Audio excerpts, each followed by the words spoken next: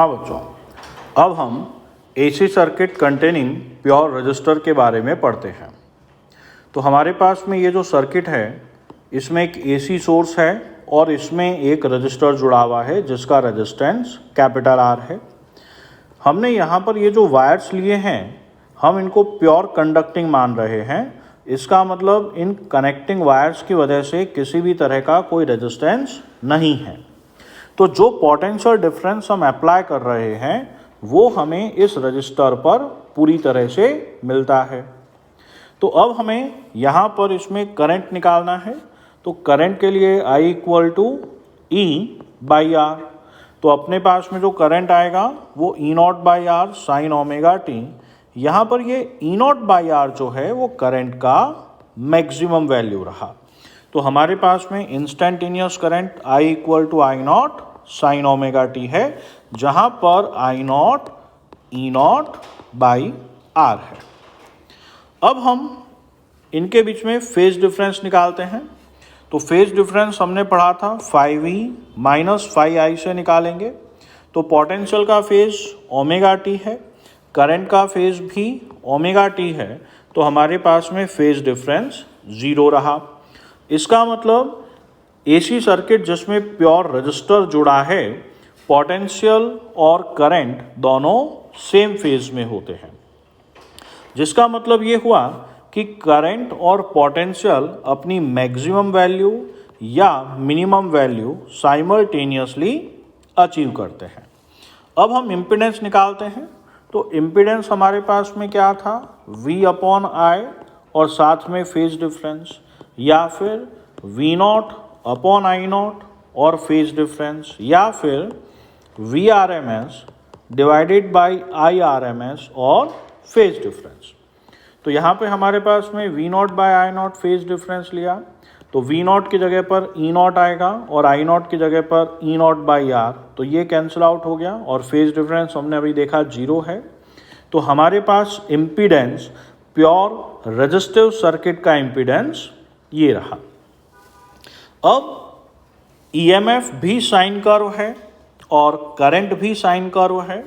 तो हमारे पास में इनका साइन कर्व इस तरह से आएगा, ठीक है।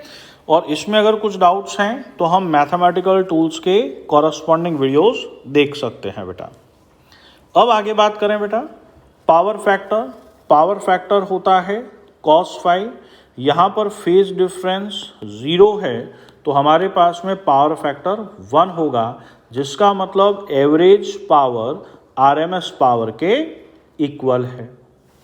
अब चूंकि हम फेजर की बात करें तो करंट और EMF सेम फेज में हैं, तो दोनों अपनी मिनिमम और मैक्सिमम वैल्यू साइमल्टेनियसली अचीव करते हैं।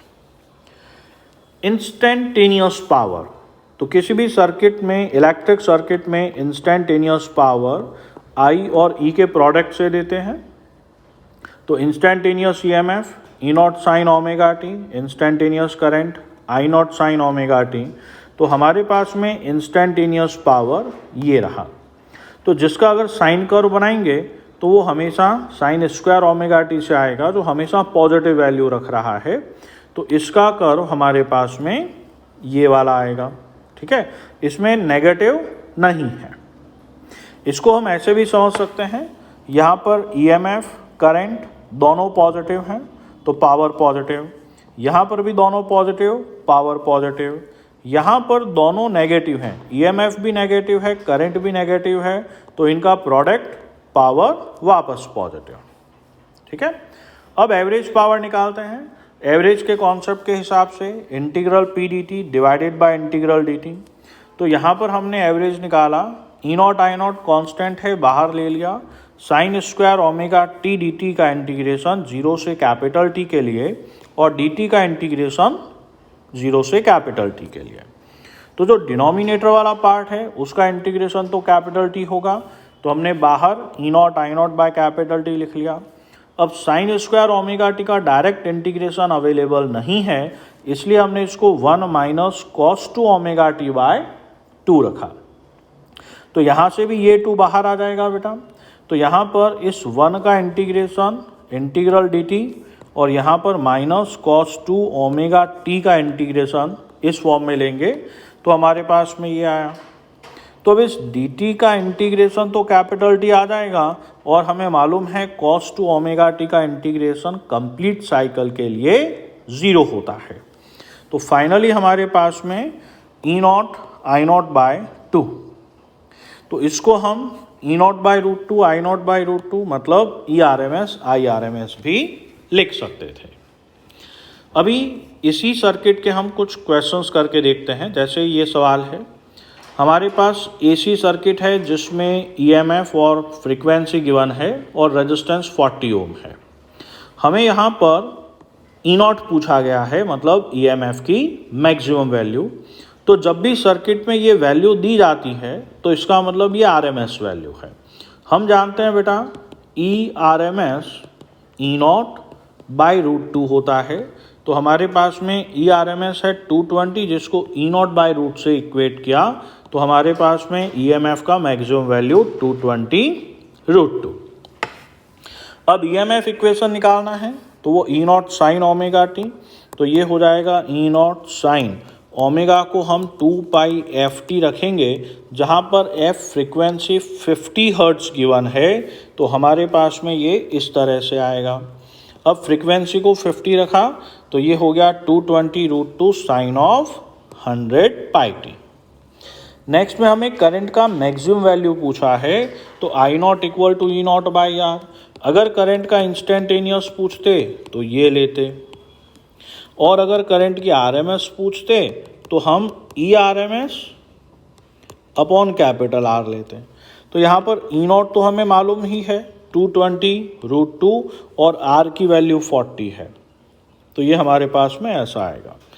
करंट का इक्वेशन निकालना है तो आई नॉट हमारे पास में आ गया साइन ओमेगा टी, हमने अभी अभी समझा था। पावर फैक्टर, ये जो सर्किट है प्योर रेजिस्टिव है जिसमें फेज डिफरेंस 0 होता है, तो cos 0 1 है, तो इस सर्किट का पावर फैक्टर भी 1 ही होगा। एक और एग्जाम्पल देखते हैं बेटा। हमारे पास में एक लाइट बल्ब है जिसका रेटिंग 200 वाट 220 वोल्ट है। इसका रेजिस्टेंस फाइंड करना है और RMS वैल्यू देखनी है। तो इसका जो रेजिस्टेंस हुआ, पावर का फॉर्मूला होता है P equal to V square by R, तो R equal to V square by P. V 220 है और P 200 है, तो हम यहाँ से इसको सॉल्व करेंगे तो हमारे पावर आएगा। ठीक है, ये इससे कैंसिल आउट हो गया, ये 11 बार, इसको सॉल्व करेंगे तो ये आएगा। RMS वैल्यू चाहिए करंट का, तो power equal to P equal to VI है, तो I equal to P by V से P हमारे पास में 200 डिवाइडेड बाय 220, तो ये जो करंट का वैल्यू आ रहा है ये RMS वैल्यू। नेक्स्ट क्लास में हम AC circuit containing pure capacitor करेंगे।